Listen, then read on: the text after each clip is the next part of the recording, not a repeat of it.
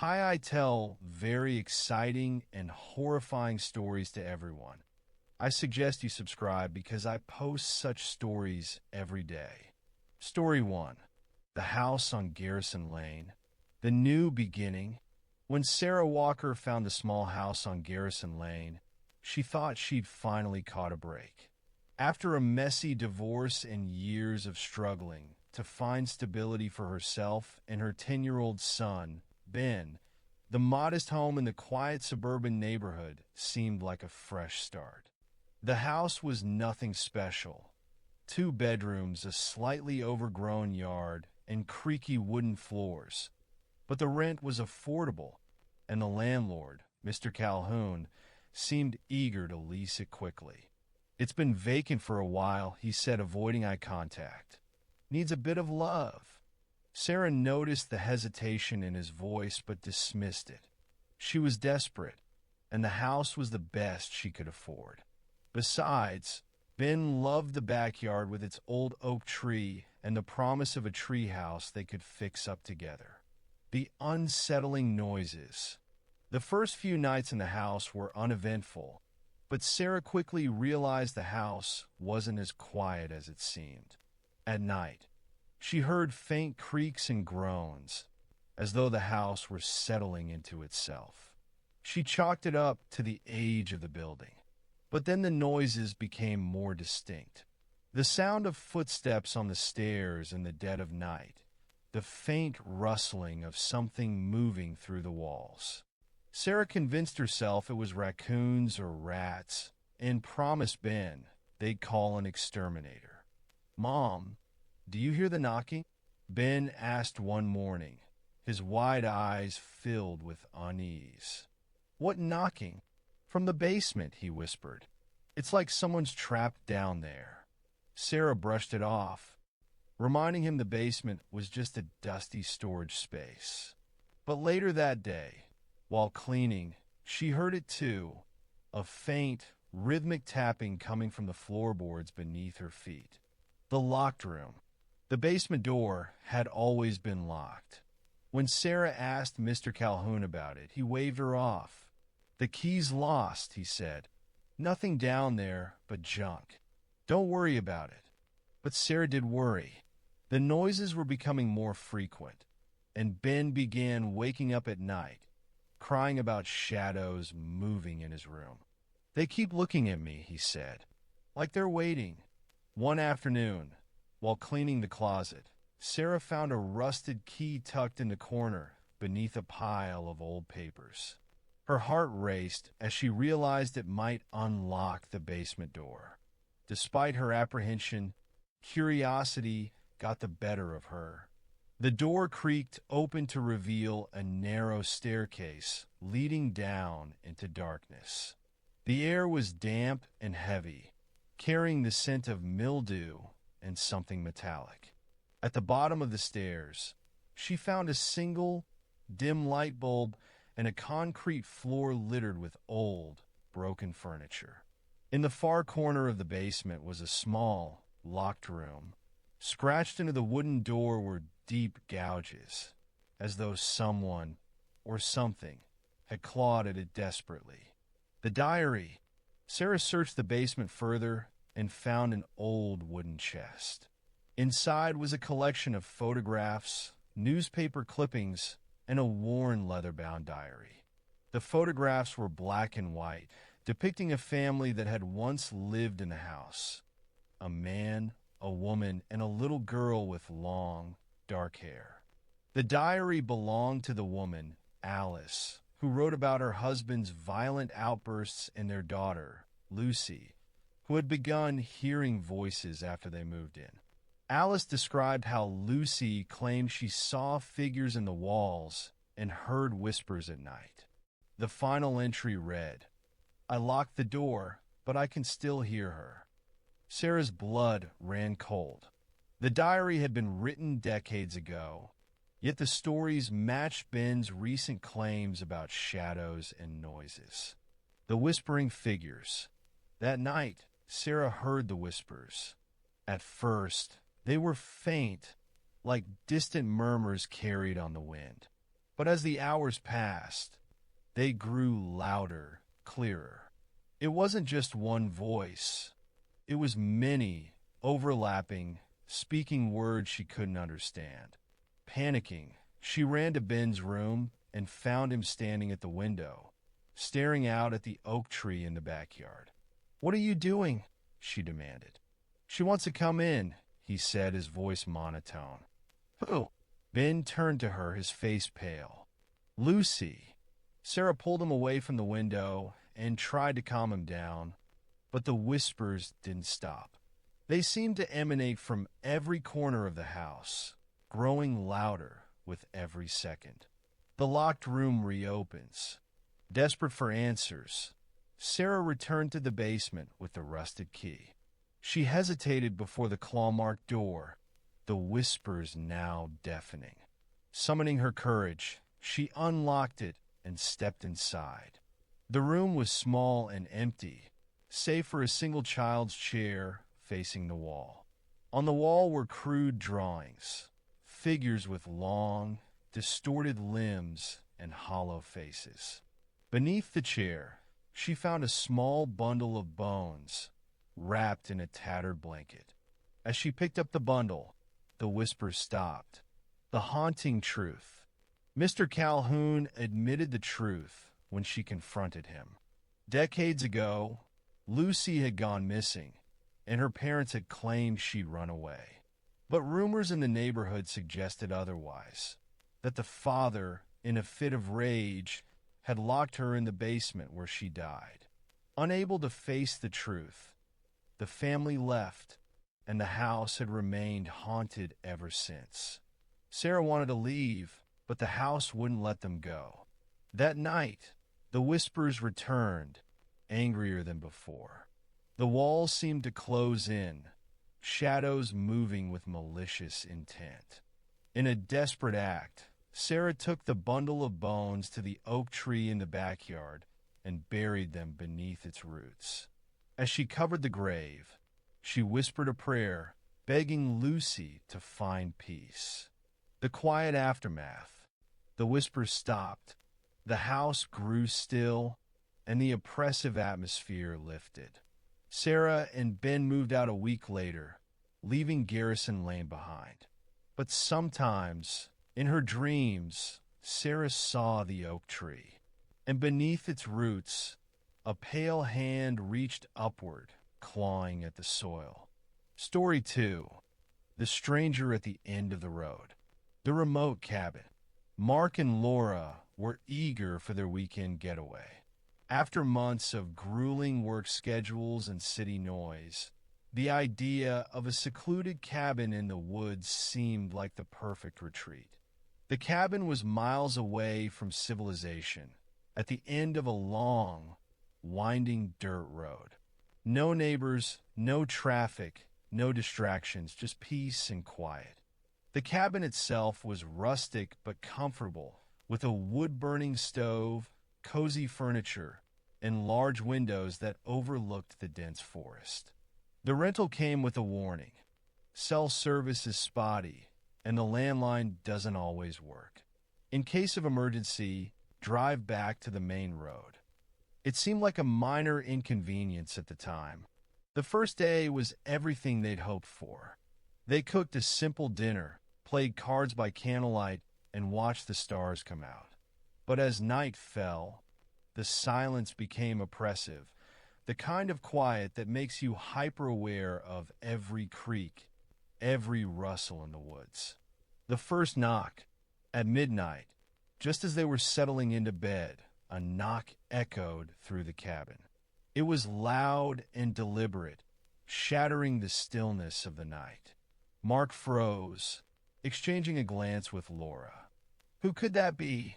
she whispered. They hadn't seen another person for miles on their way in. The cabin was completely isolated.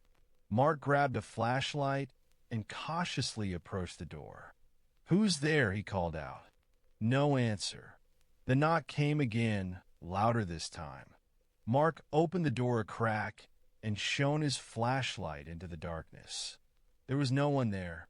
"The stranger appears," The next day, they tried to shake off the incident.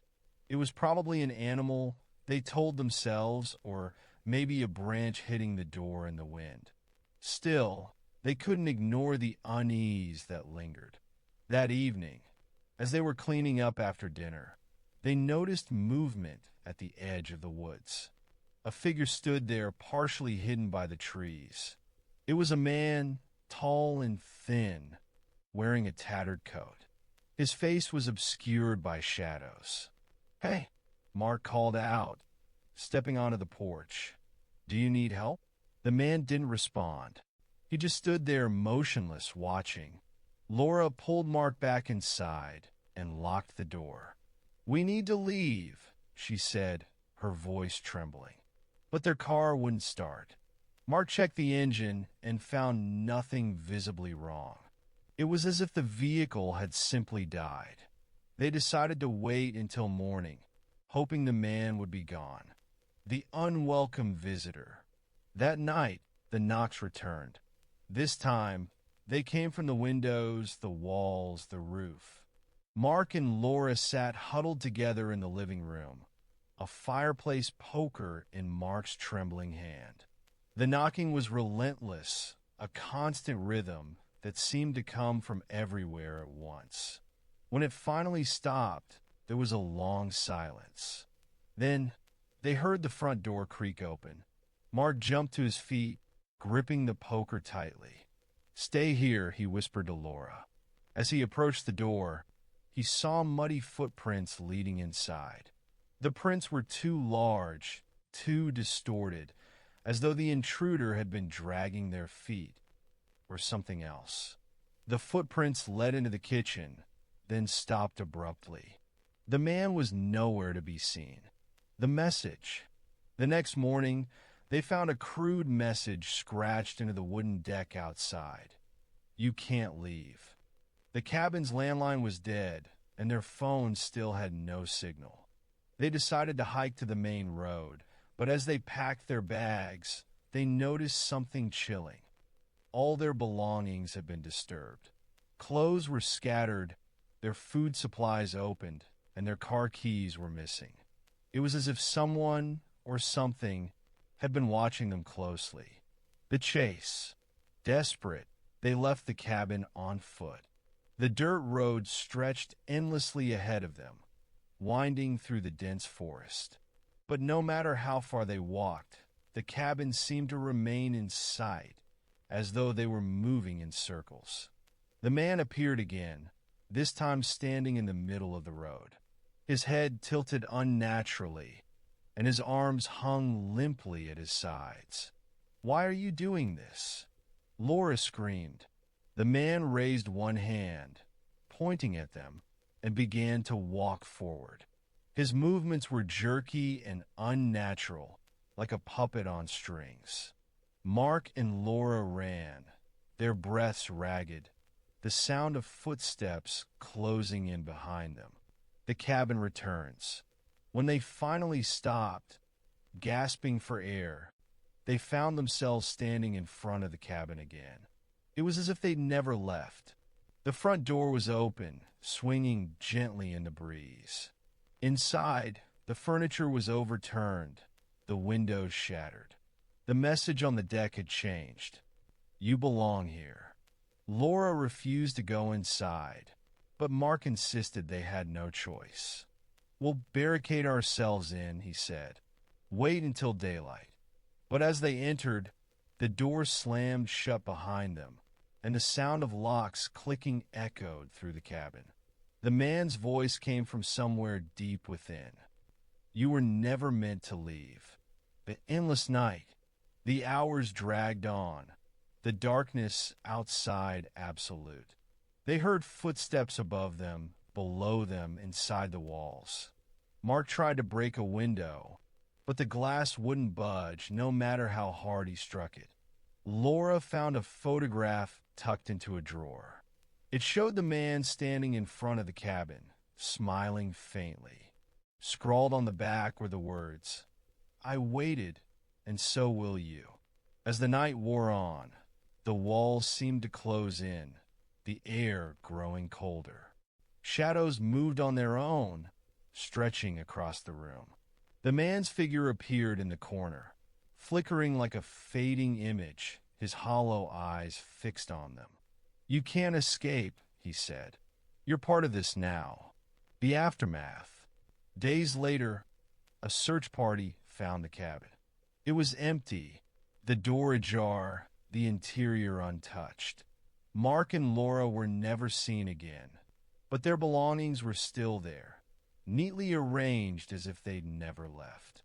Locals say the cabin is cursed, and travelers report seeing a man standing at the end of the road, watching. Those who dare to approach claim to hear faint knocking in the distance, a warning to turn back before it's too late. Story 3, The Roommate. The Craigslist ad. Emma had just moved to the city for her first job, and with her modest salary, she couldn't afford much. After weeks of searching, she stumbled across a Craigslist ad for a roommate. The listing was simple: room available in a 2-bedroom apartment. Rent negotiable. Quiet area.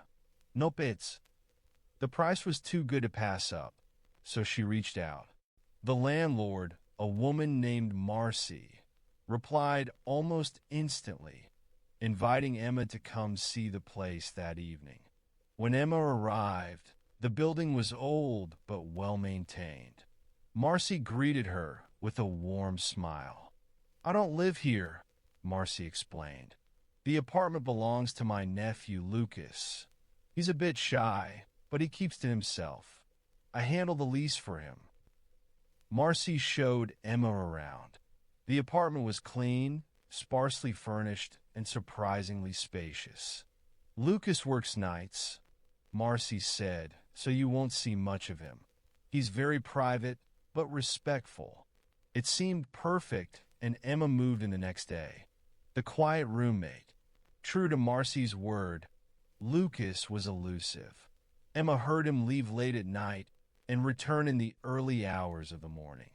Occasionally, she caught glimpses of him, a tall, lanky man with unkempt hair and a perpetually downcast gaze.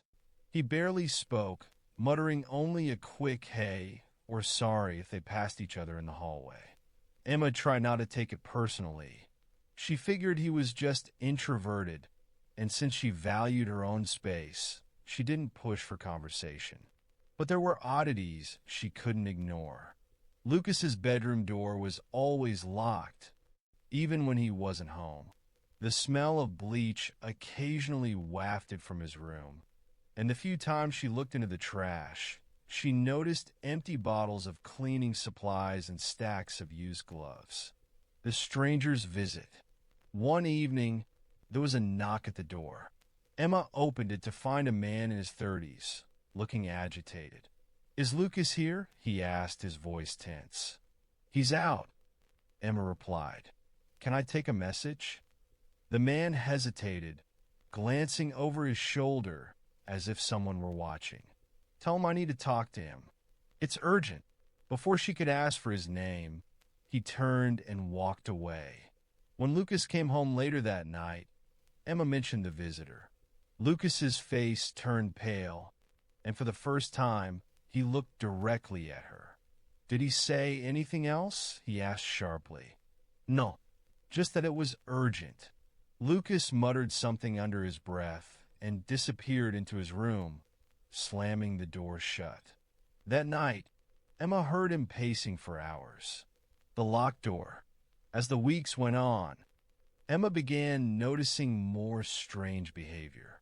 Lucas started avoiding her entirely, and the faint smell of bleach became more frequent. She started to wonder what he was doing in his room. The door, always locked, had become a silent barrier between them. One day, curiosity got the better of her. While Lucas was out, she tried the door handle. It was locked as usual.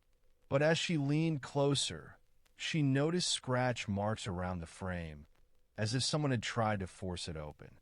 Later that night, she heard him talking in his room. At first, she thought he was on the phone, but the pauses between his sentences were unnaturally long, as though he were speaking to someone who wasn't responding. "You don't understand," he said, his voice trembling. "I didn't have a choice. The discovery, one morning, while Lucas was out, Emma's curiosity pushed her further. She searched the apartment for anything that might explain his strange behavior. In the hallway closet, she found a stack of boxes labeled with dates. Inside were receipts for industrial-strength cleaning supplies, disposable gloves, and plastic sheeting. She also found an old photograph of a group of people. Lucas was among them, standing off to the side, his face partially obscured. The others in the photo looked happy, but something about their eyes seemed off. Beneath the photo was a name scrawled in pen, Megan. That evening, Emma decided to confront Lucas. She waited until he returned, her heart pounding as she sat on the couch. But Lucas didn't come through the front door. Instead, she heard movement outside her bedroom window, scraping sounds as if someone were climbing the fire escape. The stranger returns. There was another knock at the door. This time, it was the same man as before, looking more desperate than ever. "Please," he said, "I need to talk to Lucas." Emma hesitated, torn between fear and the nagging feeling that this man might have answers. "What's going on?" she asked. The man glanced at the hallway, lowering his voice. "You shouldn't be here. Lucas isn't who you think he is." Before Emma could respond, the door to Lucas's room creaked open. Lucas stood there, his face pale and gaunt. "You need to leave," he said to the man, his tone cold. "No," the man snapped. "She deserves to know." Lucas lunged at him, but the man shoved him back and shouted at Emma, "Check his room. Do it now." The horrifying truth. Heart racing, Emma ran to Lucas's room. The door was unlocked, swinging open as though it had been waiting for her. Inside, the smell of bleach was overwhelming. Plastic sheeting covered the floor, and the walls were lined with photographs. Faces of people she didn't recognize, their eyes crossed out with red marker. In the corner of the room was a large trunk, locked with a heavy padlock. Emma didn't want to open it, but the man shouted from the hallway, "Check the trunk." She found a screwdriver and pried it open. Inside were personal belongings, bracelets, watches, and IDs, all bearing names that matched the photos on the walls. At the bottom of the trunk was a blood-stained shirt, its fabric torn. Emma staggered back, her mind racing. Lucas wasn't just strange. He was dangerous. The escape. Lucas burst into the room, his eyes wild. "It's not what it looks like," he pleaded, stepping toward her. But Emma didn't wait to hear his explanation. She grabbed her phone and bolted for the door, the stranger close behind her. Together, they fled the apartment and called the police. When the authorities arrived, Lucas was gone. His room had been emptied. The photographs and belongings vanished as if they'd never been there. The aftermath. The police investigation revealed chilling details. Lucas had been using the apartment for years, luring unsuspecting roommates into his web. The belongings Emma found matched missing persons reports from multiple cities. But Lucas himself was never caught. Months later, Emma moved into a new apartment, far from the city. She changed her phone number, cut ties with anyone who might connect her to Lucas. But sometimes, she woke in the middle of the night, convinced she heard the faint sound of someone climbing the fire escape outside her window.